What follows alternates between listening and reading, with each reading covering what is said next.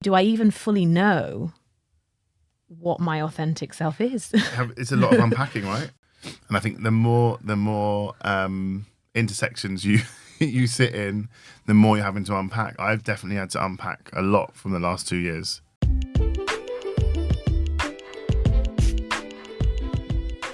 Welcome back to part 2 of this episode of Impolite Company.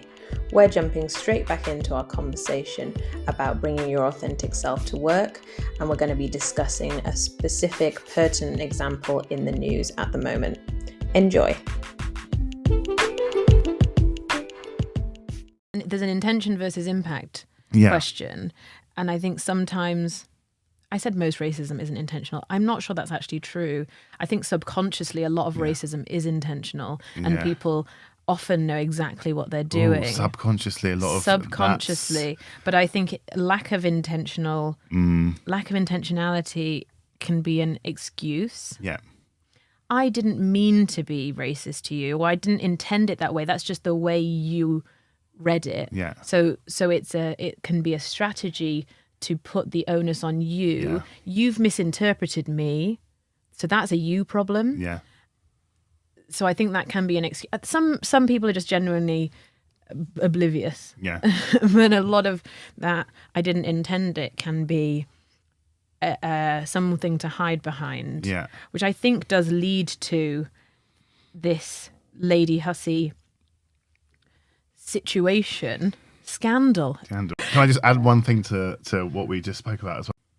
The other thing that I was going to say is about something I sometimes struggle with, and this is the gay side of things, is the expectations when people find out you're gay.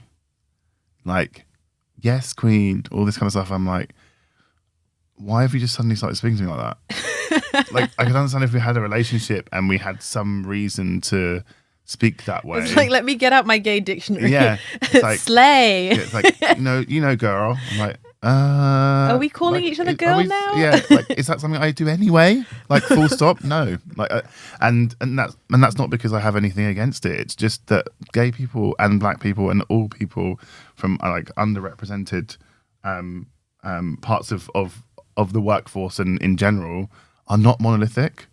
There'll be parts of me that are really camp, and there's parts of me that aren't.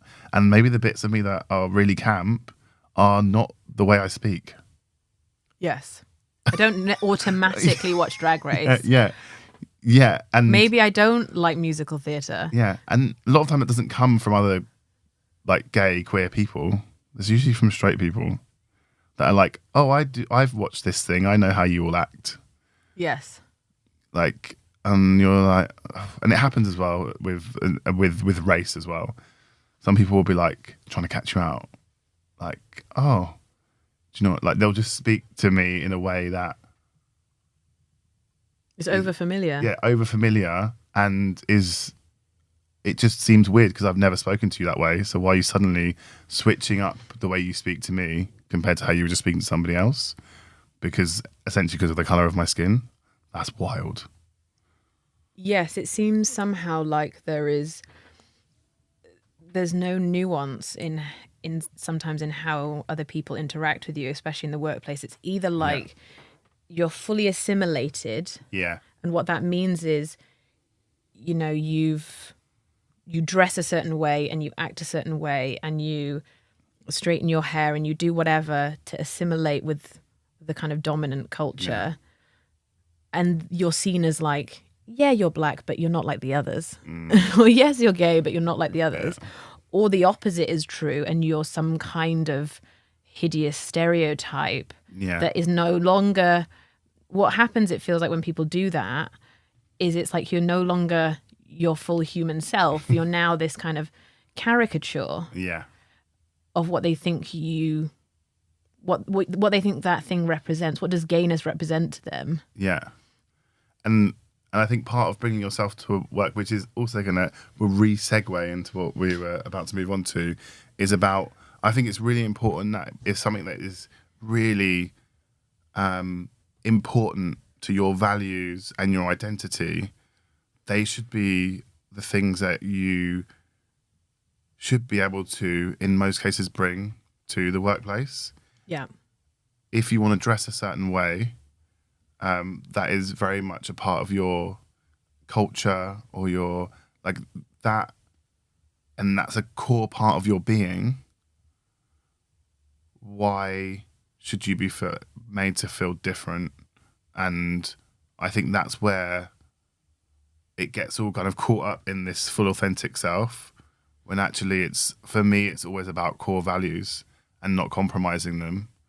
But do you also not think that, or one of my experiences has been, and I think this is part of the deep damage that homophobia and racism and all of these systemic injustices function, is I've had to do a lot of work, and I continue to have to do a lot of work to unlearn Same.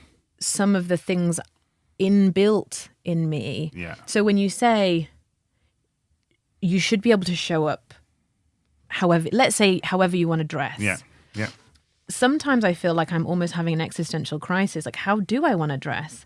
What is my authentic style that isn't burdened by how I think I'm supposed to in this moment?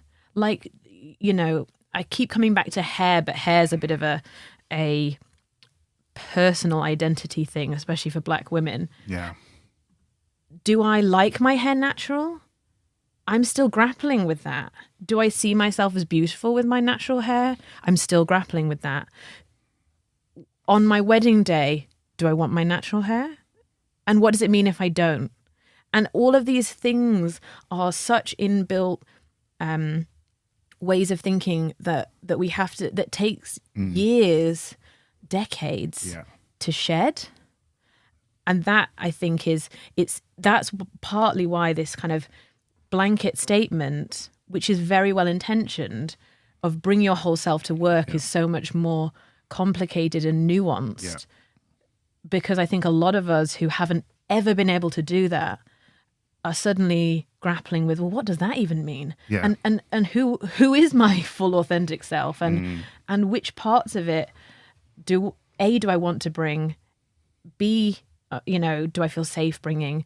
And C, do I even fully know what my authentic self is?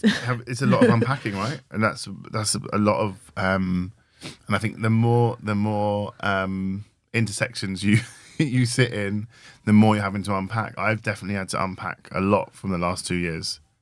Yeah. I've had to unpack and understand as in a similar way, what do I care about? Because you're so focused on doing the things to fit in, sometimes you kind of lose, you're prescribing to something that actually is not core to what you actually, the world you want to live in. Like it's not, it doesn't align with, it's like, actually that's really messed up. Like I don't want to be a part of that.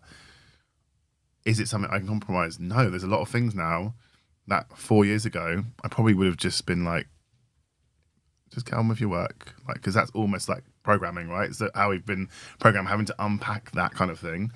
I know programming has lots of other, lots of things attached to it. But what I mean is the things that you've grown up and been in an environment to think are normal. And then when suddenly you realise it's not, you've never been able to develop the love for your hair. You've never been able to develop the love from the fact that you're from London, and sometimes I drop my H's and all these kind of things because I have been taught to speak in a certain way in the education system. Speaking in a certain way, you were seen as being more intelligent and just more palatable, right, to people. So it's a lot of training. And I think when that veil is dropped and you have to then respond to that and think about, where do you actually sit? How do I actually speak? Well, I speak how I speak. But what parts am I playing up to? Yeah. And I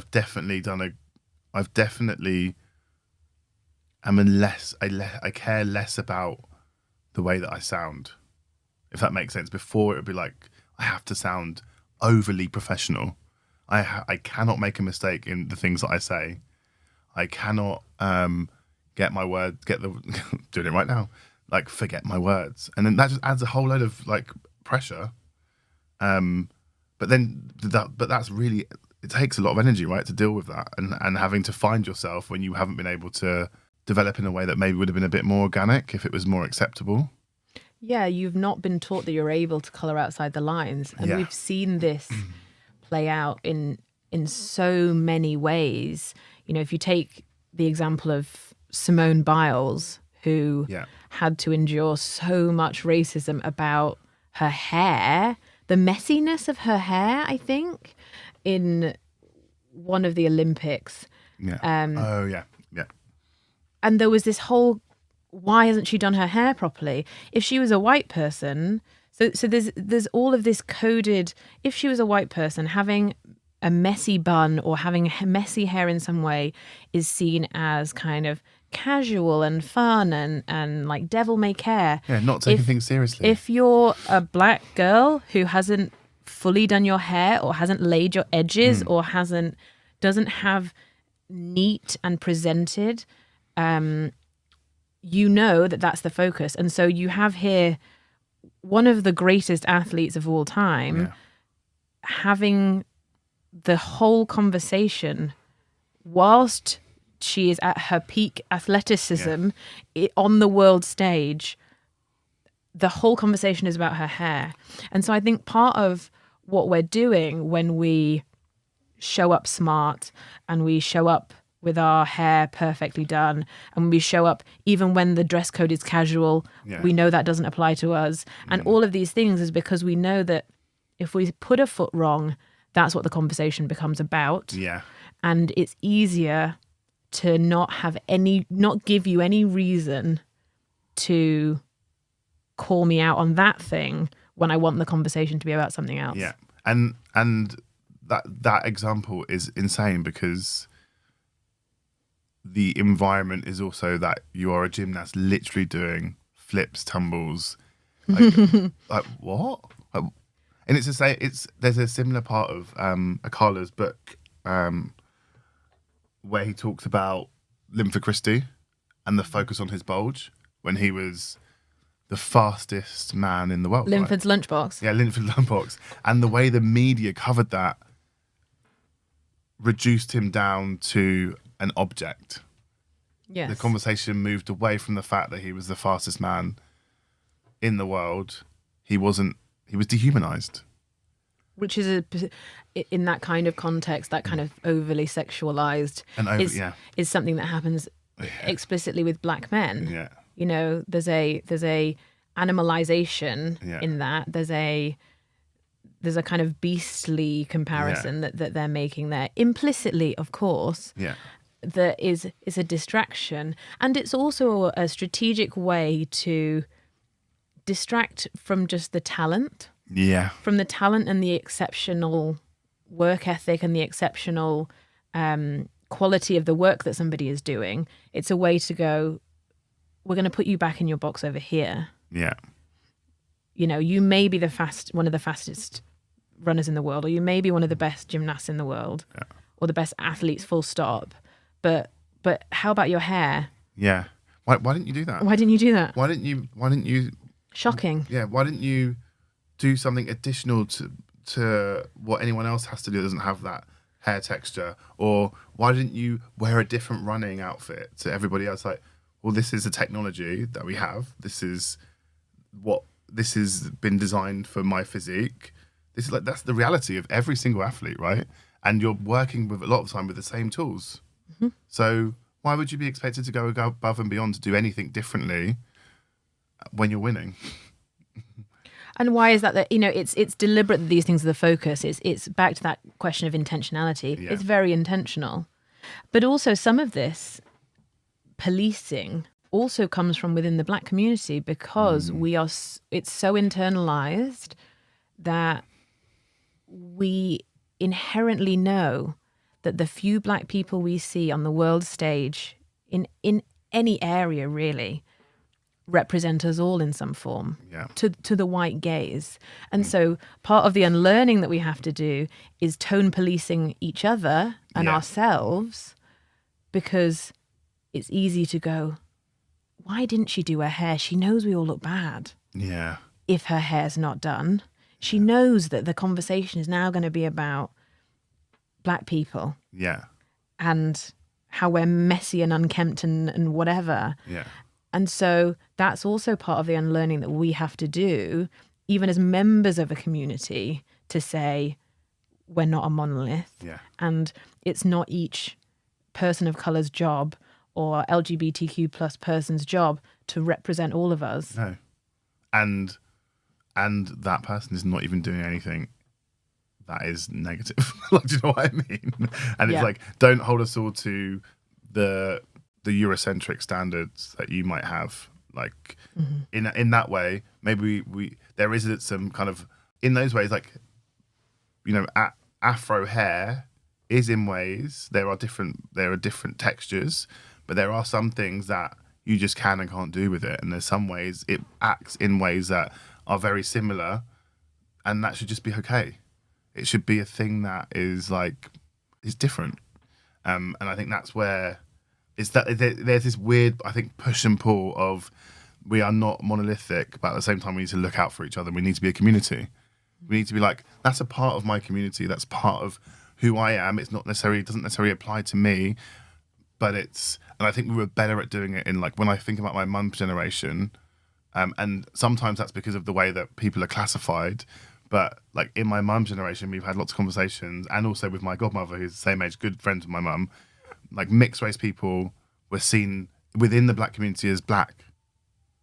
Because white people didn't see them as white or mixed race, they were black. Well, I think that's also a whole conversation. Yeah, yeah. But blackness. yeah. Because I identify as black. Yeah. And also, interchangeably. And I think that self-identification has changed over time. Yeah, we've had some good conversations about And this. we don't want to digress too much. No. But we've had some good conversations over time about this as well.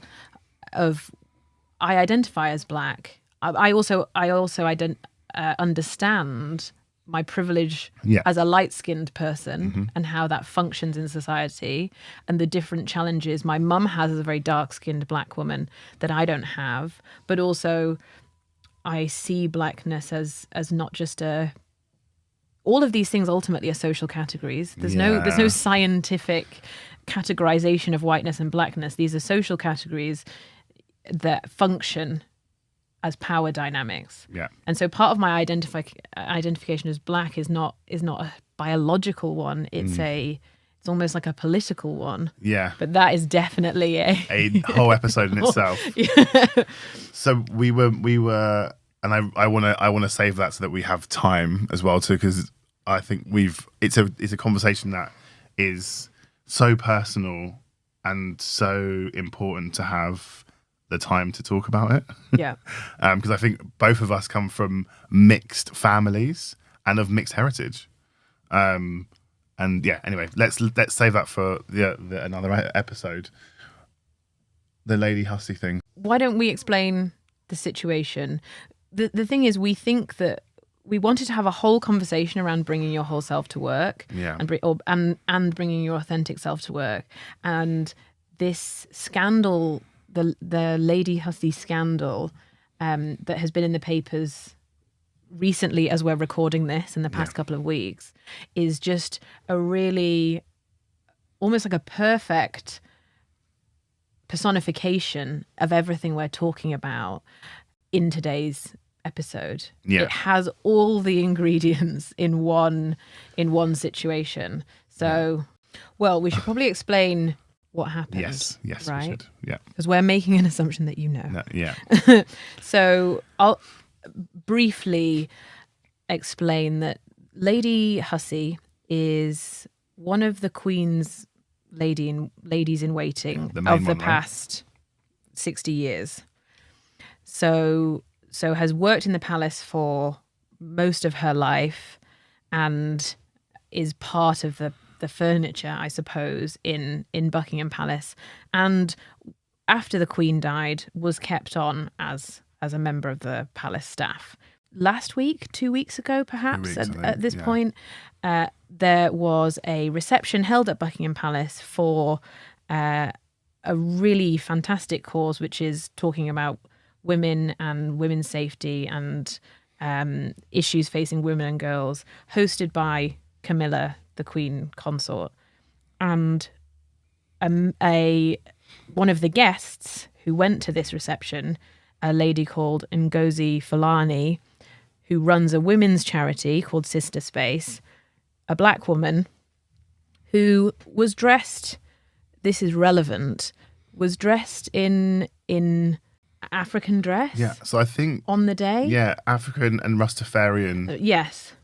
Was dressed in a way that I suppose white society would signpost as black. Yeah. Is how I would.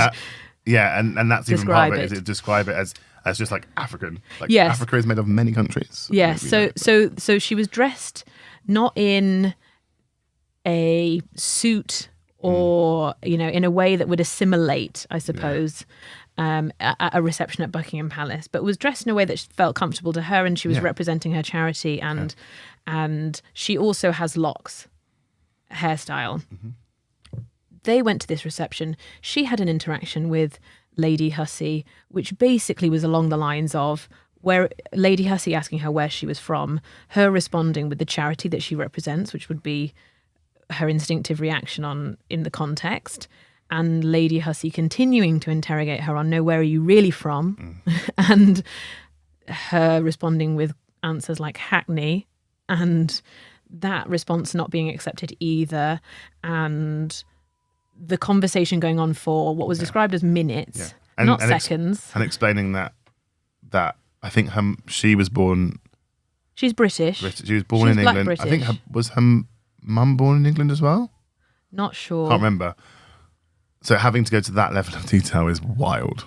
Yes. So having to continually explain where she's from, and the conversation kind of descending into Lady Hussey saying, I can tell this is going to be difficult. The patronizing tone of, I can tell you're not getting it. Yeah. Where are you from in Africa? And this has created, as it should, a scandal in the papers. Lady Hussey has been forced to resign, I think would be the accurate way of putting it. And the palace has apologized and. The thing that has now unfolded, which I think is worth us discussing, is the backlash against Ngozi as almost like a whistleblower. Yeah. And the lengths that people online and people in the papers are going to discredit her. Yeah. And to use any ammunition they can as a weapon against her. Yeah. Her inauthenticity. Is she really British? Where does she come from? Yeah. Digging into her past. Why did she wear what she wore? This was planned. That's not even her real name. We should go into that conversation.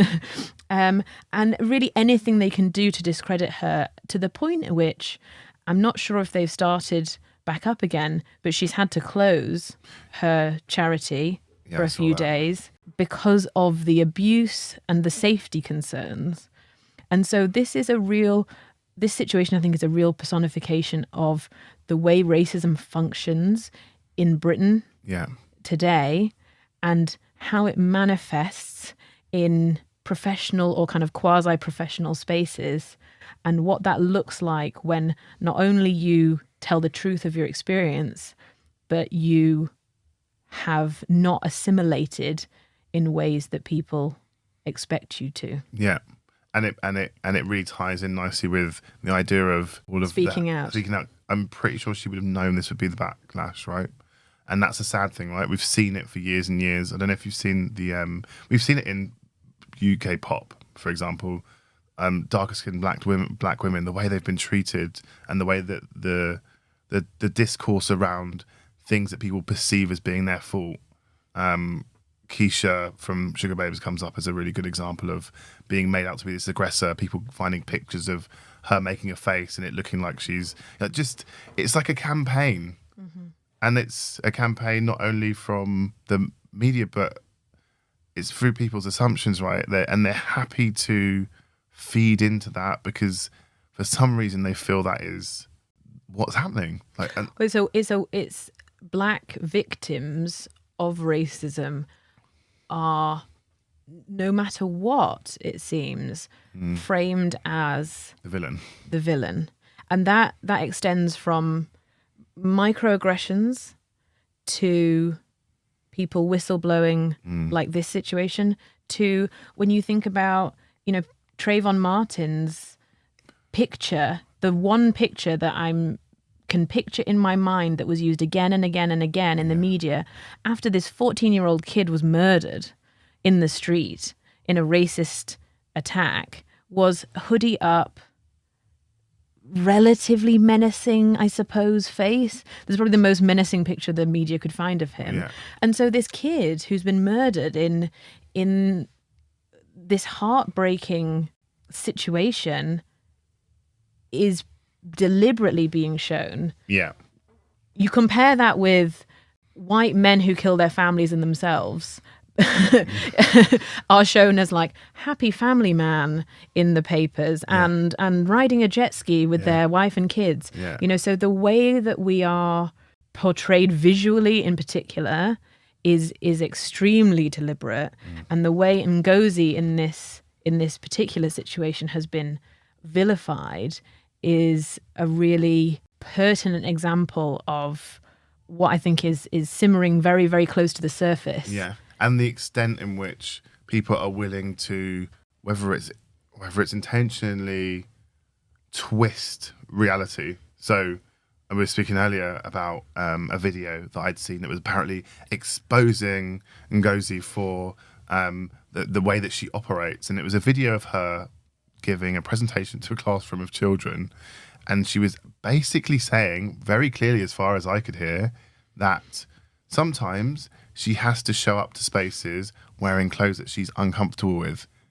She's referencing the clothes that she was wearing, and she's like, I'm going to show you some of the clothes that I feel comfortable with and that are very much aligned with my Rastafarianism and what I feel comfortable with.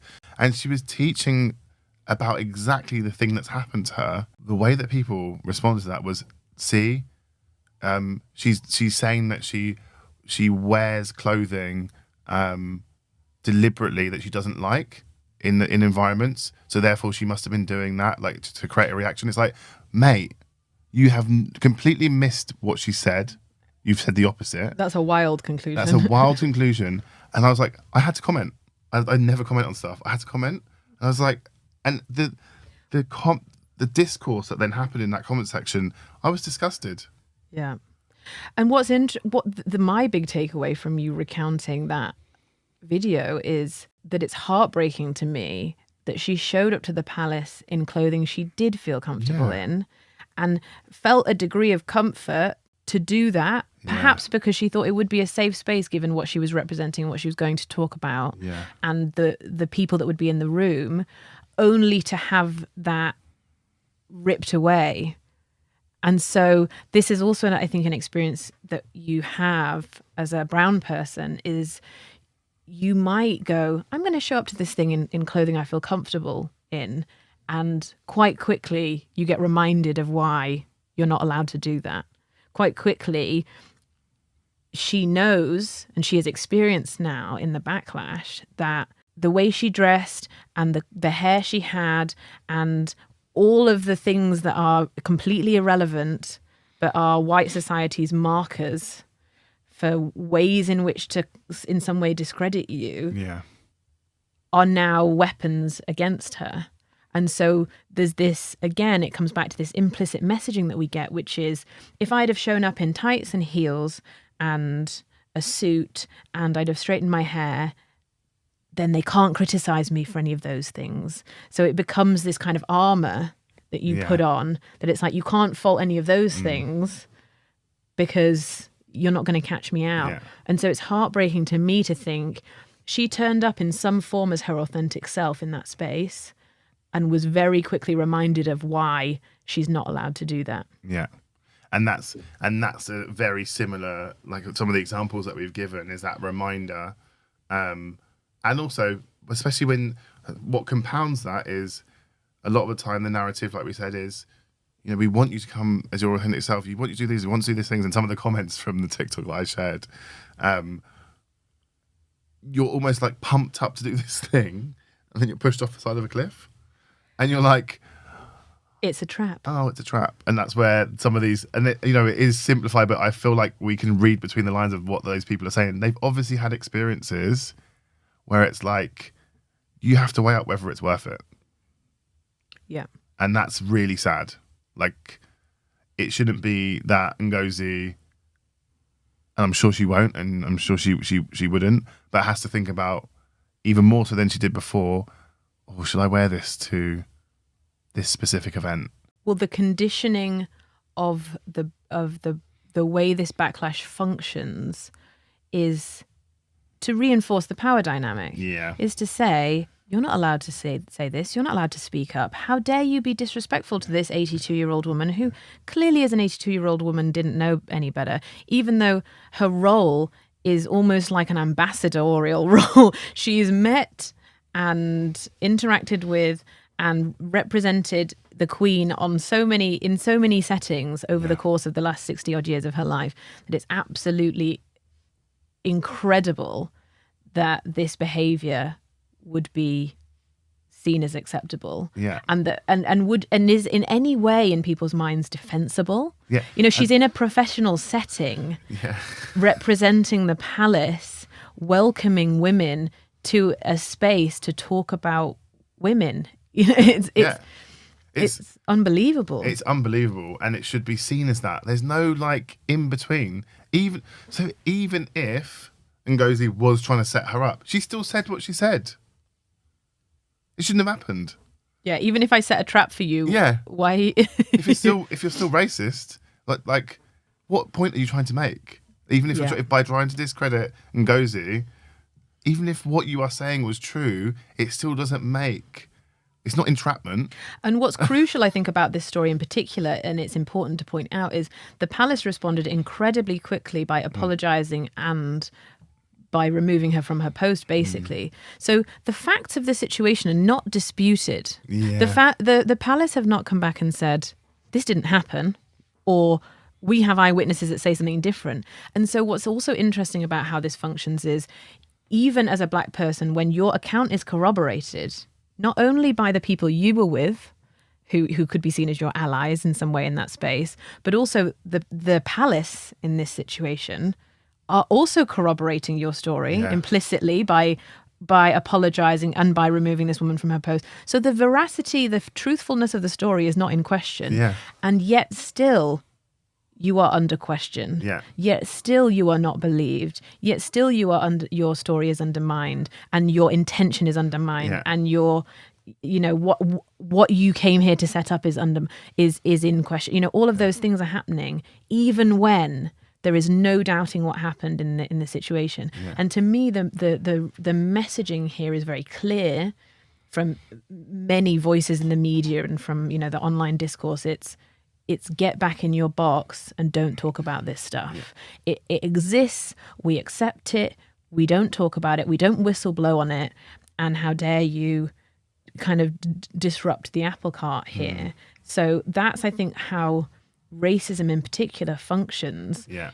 You are punished heavily for speaking about the reality of it. And I think that so Mandu Reid, who witnessed everything, I think the thing that is even more disgusting about the whole thing, but also not surprising, is a way in which they're being made to feel bad that she got fired, which wasn't their decision. Like, are you mad? Like, what? White woman says racist thing to black woman. Yeah. Gets fired. Black woman is at fault. Yeah. Yeah. And this idea of, and I see it come up all the time, like, oh, you just need to stop going on about it. You just, like, this whole like playing up to victimhood. Not playing up to victimhood. Playing the race card. Yeah, playing the race card. Like, why don't you just, you know, why have you got to make such a big deal out of it? It's like, well, it's easy for you to say because it doesn't affect you.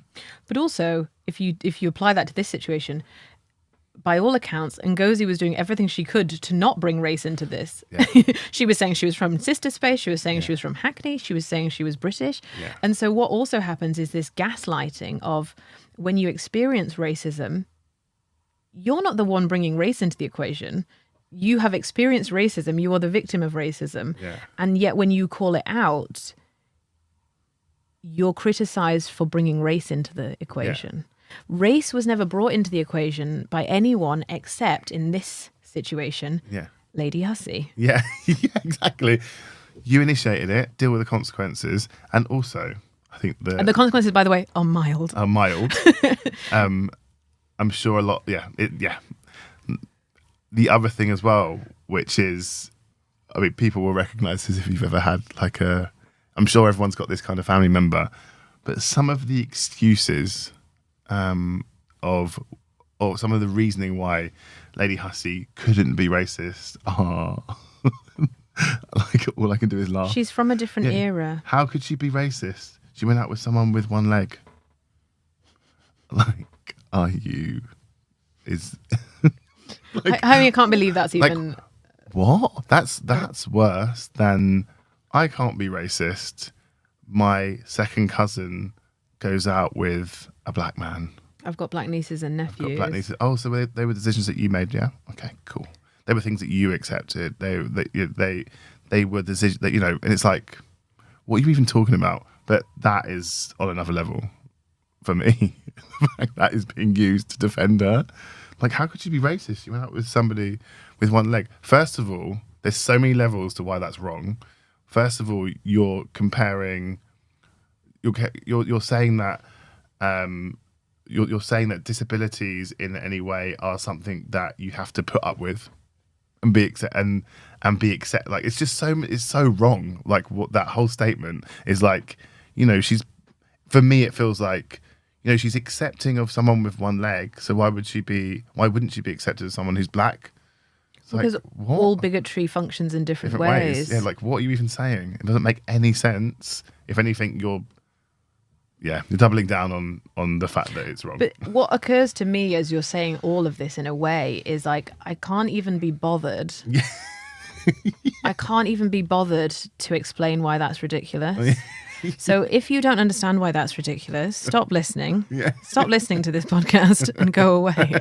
You know, like, I can't be bothered. Yeah. And it makes me think of that Toni Morrison quote about how the function of racism is to distract Yeah. and to exhaust. Yeah. And so one of the conversations here is, how much are we tying ourselves in knots when we talk about racism in particular to defend our humanity, to justify why we're right, to justify why we're the victim of this, and why Ngozi's not in the wrong, and why Lady Hussey is in the, you know, all of this is, and the conversation about her husband or her age, it's all functions to distract from the issue. It's kind of like a look over there and not over here at what's really going on. And so that's why I almost feel like It's nonsense. it's nonsense. It really, It's nonsense. It's nonsense, and that's why it's so annoying that so much energy is based on that part of the conversation and not on, I think, the things that we've spoken about today, which is, what does that mean? That is a manifestation of an environment that is not safe for certain types of people, and the reason why we have to make decisions around whether we do want to bring authenticity to certain environments and spaces, especially work. And that is a manifestation of it.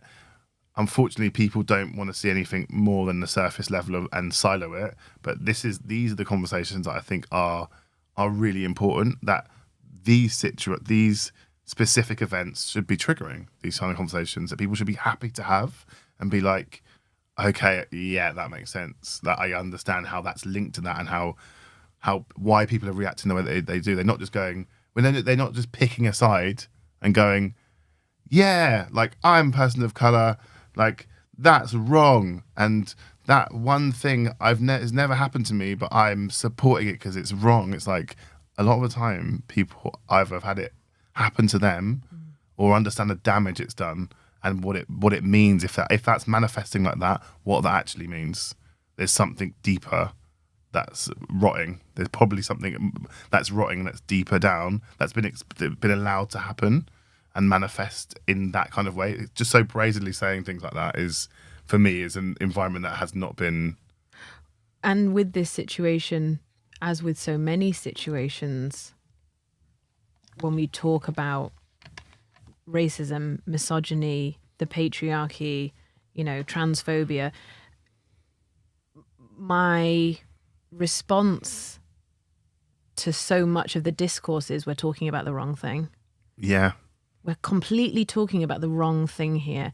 The question is not about anyone's character. The question is not about how old people are. The question is not about whether this person has a right to dress in a certain way or has a right to speak about her own experience. Some of the questions that occur to me in this example are, if this was so close to the surface, how did this woman function in this institution for 60 odd years? And what have the other experiences of people she's interacted with been? What does this say about the system that she exists in? Yeah. What does it say about the monarchy, which is meant to represent us in some way? But, I won't go down that rabbit hole too far right now. What does it say about Britishness? What does it say about our media class? What does it say about what it means to be black and British and how those things intersect and how your Britishness feels very conditional? There was a